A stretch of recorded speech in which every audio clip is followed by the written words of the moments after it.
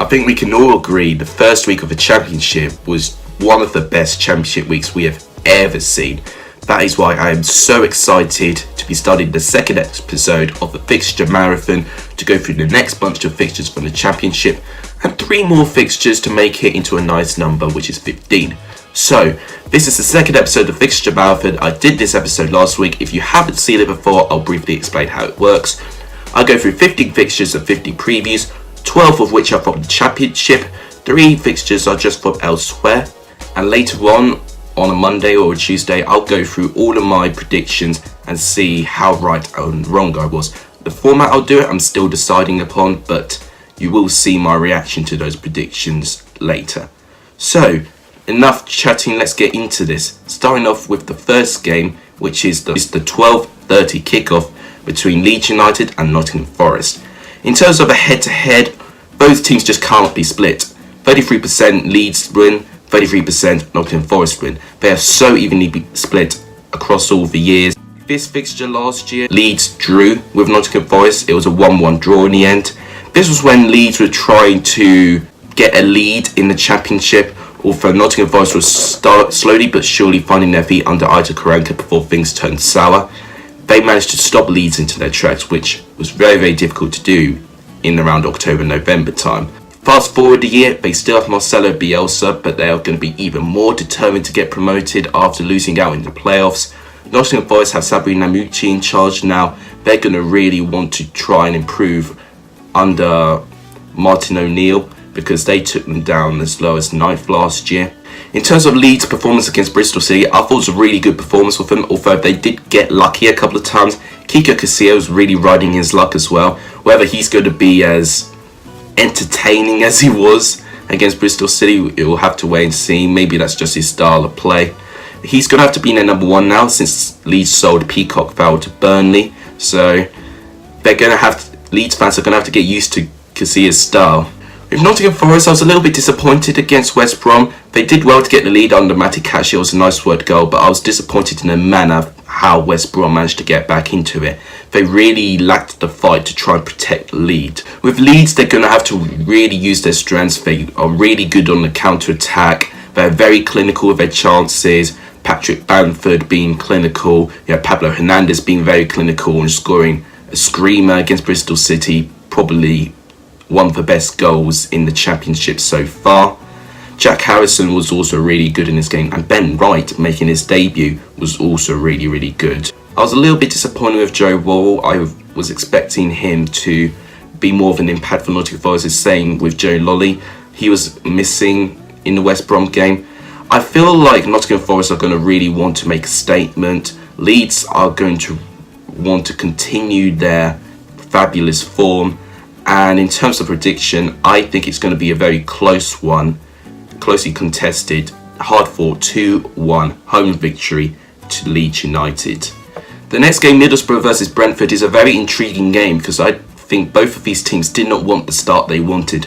Middlesbrough, I think they wanted to win against Luton. They took the lead twice against Luton and they struggled to keep the lead. Luton were resilient and eventually fought out for the draw. With Brentford, they pressurised Birmingham to the limit. However, one shot from Birmingham was enough for Birmingham to win the game and for Brentford to lose the game. And now all of a sudden there's a lot of pressure mounting on them. This fixture last year, Brentford won 2-1, and this was the start of the derail of Tony Pulis at Middlesbrough. In terms of a record, Middlesbrough have a good record against Burnley. Half the time they've won. They've got a 50% win rate against Brentford. Middlesbrough are going to really want to use their set pieces. I was really impressed with their set pieces against Luton. They were quite clinical against Luton as well, which really surprised me because last year they really lacked the goals. But it seems under Jonathan Woodgate, they can really build upon and score a lot more goals than last year. And even if it doesn't mean winning any game, at least they're playing a more expansive and a more entertaining brand of football. With Brentford, they've got to play the same way as they did against Birmingham, but actually score a goal. They were terrific, but they just could not get the ball in the net. Birmingham just somehow rode their luck and they won. So in terms of a prediction, I think this is going to be a 1-1 draw. I think each team are going to cancel each other out in the end. Undoubtedly a very big fixture on Matchday and Preston, because they've got to play Wigan at home. Preston against Millwall was disappointing. I saw the highlights and Preston created close to nothing. Pre-season they looked okay as well. I remember the Newcastle game and they were really good in that game.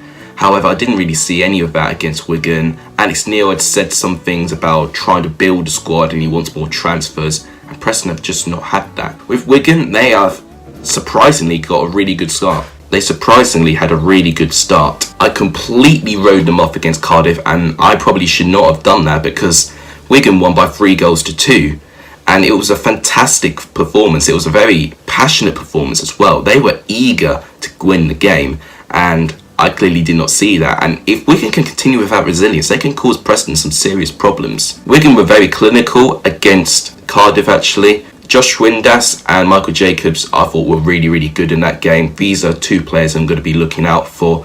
With Preston, their best player was probably Patrick Bauer, even though he did not have a lot to do. Both styles consist of long balls and set piece play and possession football. Who would get on top? I really don't know. This fixture last year was actually Preston's best ever game last year. They beat Wigan by 4-0. And maybe Wigan could look at this game and underestimate Preston a little bit. It's a very interesting fixture, but I think it's going to be a 2-0 victory to Preston North End. I'm expecting Queen's Park Rangers and Huddersfield to be a very close game. Queen's Park Rangers have gone on to a great start, beating Stoke away from home and being one of the few favourites in the league as well. They've done really well to get a win under Mark Warburton. Huddersfield, I thought, were a little bit disappointing in the first half against Derby. In the second half, they showed their quality, but they just weren't clinical at all. And it was almost frustrating. It was almost like watching them back in the Premier League, struggling to hit the back of the net. Their only goal was a penalty scored by Colin Grant. The last time they played each other was 2017, obviously, because Huddersfield have been away from the Championship for a few seasons, and it was a 2-1 victory to Huddersfield, which was obviously in their promotion season. We've got to look at it differently now, and Huddersfield are going to need to use this season to stabilise themselves and maybe go for it next year. With Queen's Park Rangers, they've got a really good start, and I hope they try and continue on it. Jordan Hugill, I thought, was great in the game. Eze, with his brilliant goal against Stoke, I thought he was really good as well. In terms of Huddersfield, Pritchard and Grant I think were the two standout performers, even though they lost in the end. In terms of a prediction, I really don't know. I think it's going to be really close. I think it will be a 1-1 draw between the two teams. I think they'll cancel each other out and get a draw out of it. Sheffield Wednesday and Barnsley is a very interesting game. Both teams have gone to stellar starts. Sheffield Wednesday won by 2 goals against Reading, which was a really good performance by them. They're in the promotion place as it stands. Barnsley, they beat one of the favourites to win the Championship, Fulham, at Oakwell. So both of these teams have had fantastic starts to their season. So it's very interesting that they're putting them together already. In terms of a head-to-head record, it is very interesting. Barnsley have never beaten Sheffield Wednesday, and I am so surprised by this fact. Sheffield Wednesday actually can barely beat Barnsley. In fact, 67% of the times they played each other, it has resulted in a close contest and a draw. I was really impressed with Barry Bannon for Sheffield Wednesday in their game against Reading. I'll be looking out for him. And in terms of Barnsley, I was really impressed in their midfield. They really outrun Fulham and caused Fulham to be put under a lot of pressure and kind of showed the fragility that they still showed from their brief stint in the Premier League. Barnsley's style was very attacking and very aggressive sort of play. Sheffield Wednesday's style was also a little bit similar to it as well, but using the field. In terms of a prediction, I really don't know. Last time they played each other, it was a 1-1 draw. It could easily happen that way. However, I have a feeling that Sheffield Wednesday will edge this and win by 2-1. West Brom and Millwall is a very interesting game. Both teams have gone to winning starts. West Brom with a fantastic away victory against Nottingham Forest. It's not easy to get an away victory against Forest. With Millwall, a great performance against Preston North End, even though they didn't really need to do a lot to win. Millwall have a fantastic record against West Brom actually. All the times they played each other, Millwall have won half the games with 50% of the matches going Millwall's way. Last time they played each other was last year and West Brom won by 2-0. which was all the way back in September, when West Brom was starting to build up points and to push for promotion places. Matty Phillips and Carl Edwards, I think, were two fantastic performers in West Brom's game. With Millwall, Max Smith, their transfer was really, really good. West Brom have shown they've got a really strong mindset coming back from losing positions. When you are behind against Forest, it could be really, really hard to get back into it, and they don't concede all that many goals. And West Brom took their composure, and Slaven Bilic's team managed to beat Nottingham Forest from falling behind. With Millwall, they were really, really good defensively against Preston, actually, and I've seen their defending the set pieces, and I thought they did really, really well. They protected the lead very, very well. They didn't allow Preston to have any strong chance for them to get back into it. When they scored, they made sure it kept that way. So I think it's going to be really, really interesting how this game goes out. I think it's going to be a repeat of last year, and West Brom will win by 2-0. I'm very intrigued about Birmingham and Bristol City because they've had mixed starts. Birmingham have had a fantastic start. They got 3 points from practically one shot from outside the box. Bristol City, who did a bit of work against Leeds, only got 1 goal out of it and ultimately were outplayed in the 90 minutes. I think this will be a very close contest, actually. I think Birmingham at home could be quite strong. With Bristol City, this is going to be a real test to see if their philosophy can continue away from home. There's just a little bit of uneasiness I have with Bristol City away from home. Pedersen and Lee Camp, I think, were the two great players in Birmingham. How Lee Camp managed to keep Brentford out from scoring, I have no idea. This result last season came to a 1-0 away victory to Bristol City. It was a very close contest. Bristol City do have a lot of quality. They just need to protect the lead, and they need to be very, very careful when facing counter-attacks or to have composure defensively if a lot of pressure is being put on them. Birmingham's style is a lot of long balls along with Bristol City, and both play a very aggressive type of style, wanting to push really, really high. I think this will be a very close game, and I think it would be a 1-0 away victory to Bristol City. No doubt the game I'm looking forward to the most is Cardiff City against Luton Town. Both teams did not get the result they wanted. Luton are actually higher than Cardiff are on the table, which I would never predict at the moment. Cardiff's style against Wigan really, really shocked me. Even though they scored first, the mentality was really, really weak in trying to protect the lead. They allowed Wigan too many chances to get back into it, and they did just that. Cardiff have got to be ruthless against Luton, and in fact this is the first time they played each other since 2007 when Luton were in the Championship. Obviously Luton have gone into an amazing journey to get back here.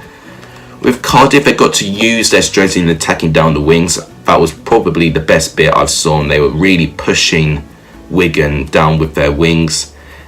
In terms of aerial duels, they did quite well with that as well and were quite clinical, although they just weren't as clinical as Wigan in the end of the day. And they will just need to protect the lead. They've got to have a strong mentality and be very solid defensively and not allow the opposition to have a chance to get into it. With Luton, no doubt they're going to score plenty of goals. They've got a lot of firepower in the midfield and the attack. They're really good at set pieces, and they've got a strong mentality and managed to get back into the Middlesbrough game. I think Luton are going to want Cardiff to dominate a lot for play, but when Luton have their chance, and they'll push forward and maybe catch Cardiff out, maybe on a counter attack. The last time they played each other with Cardiff at home, Cardiff won 4-1. I think it's not going to be that distant. I think it's going to be a little bit closer. I think it will be a 3-1 victory to Cardiff. Charlton versus Stoke is a very interesting game. They've not played each other for over 10 years, with the last match being from 2008, which was before Stoke got promoted into the Premier League, and who would have knew they stayed there for 10 years until they dropped back down again. Charlton had a fantastic start in the Championship. Beating Blackburn away from home at Ewood Park is fantastic. Not many teams can do that. And in the style that they didn't panic when Blackburn got back into it by a pretty sloppy goal. It was an own goal in the end. But Charlton ultimately had a very strong mindset, and they managed to not only get the lead but also protect it. More importantly, they've got to really do that in all of those games and grind out results. that will be how Charlton survive. With Stoke, I was disappointed. I expected Stoke to have a lot more attacking play against QPR. They had a bit of it, but I think they just gave QPR too many chances against them. Even though they did manage to get a goal back, they just struggled to break QPR down to try and make a comeback. If Stoke can score first, then potentially Stoke could hold on. But if Charlton score first, I think Charlton could do really, really well in protecting the lead. I'm already seeing that as a really key strength for Charlton. As a prediction, I think only one goal will be in it, and I actually think Charlton will continue their winning start with a 1-0 home victory. I'm very excited to see how Derby and Swansea are going to perform. Derby had a fantastic start. It was a great away performance against Huddersfield. Any performance away from home against the newly relegated sides is always key. And the fact that Derby have done that so well, they could be really, really good this season. Tom Lawrence being the main guy from it. His second goal, I think that was the goal of the weekend last week, by the way. With Swansea, they did well to come back from behind against Hull. I'm not sure about Steve Cooper as a manager. In terms of a prediction, I mean, last year Derby won by 2-1. I remember that game. They started very, very well, obviously with Frank Lampard on the charge. But when Swansea got back into it, they bombarded forward, and Derby just about held on in the end. Derby were really, really good defensively against Huddersfield, actually, and especially against set pieces as well. If you are really good at defending set pieces in the Championship, you know that you are a really, really good defensive side. They've got to continue using that strength, because that is how a lot of teams will try and break them down. If there's anything I might critique Derby for, I would say that they need to try and avoid the offside trap a little bit. They press really high with their wings, but sometimes they could get caught out by the offside trap, so they've got to be a little bit careful on that. With Swansea, they've already showed a good mindset of coming back from a losing position. They are really good at set pieces. They can protect the lead as well. When they were 2-1 up, they did not allow Hull to get back into it. In terms of the prediction, I mean, both teams are really closely contested. In fact, with a head-to-head, 33% Derby win, 33% Swansea win, 33% draw. I think this game is going to be a very narrow 1-0 home victory to Derby. The penultimate game of the Championship sees Fulham play Blackburn. Both teams have gone to a losing start. Both teams I'm expecting big things on this year, so this will be a game I'm really keeping my eye on. Fulham definitely one of the favourites to get up. Their attacking line is just sublime, for Championship level at least, but defensively they were tremendously poor against Barnsley, and in fact it showed flashbacks on what they were in the Premier League. With Blackburn, I thought they felt a little bit flat. They lacked a bit of the pace and the desire to try and win the game. I think they took Charlton on a little bit too easily. I think the fact they know they're playing good opposition, Blackburn may go for it more. Last time they played each other was 2017, obviously before Blackburn got relegated and then Fulham getting promoted. It was a 2-2 draw in the game, and overall an entertaining game. In terms of a prediction, I mean, I think it's going to be close. I think it will be a 2-1 home victory to Fulham in the end. I think eventually under Scott Parker, they're going to have a good start. Final Championship game is Hull versus Reading. Reading have already put a lot of pressure on them. The way they lost against Sheffield Wednesday in the Medeski Stadium as well, they've got to really improve. Hull as well under Grant McCann, I was a little bit excited seeing Hull this season. They scored the lead very, very quickly, but they really could not defend it, and they just allowed Swansea too many chances to get back into it. Hull could really use the K-Con as a really intimidating place. I think Hull are going to be one of those teams that's really, really strong at home, but struggle away from home. Reading, they've just got to improve in protecting the lead, and they've got to show more composure defensively. Yaku Mate is key. He got Reading's only goal in that game, miles ahead of every Reading player in my opinion. With Hull, they've got to continue attacking down the wings. That was one problem that Swansea were facing, that Hull were really pushing them down in each side from the wing. They've just got to protect the lead better and defend set pieces better.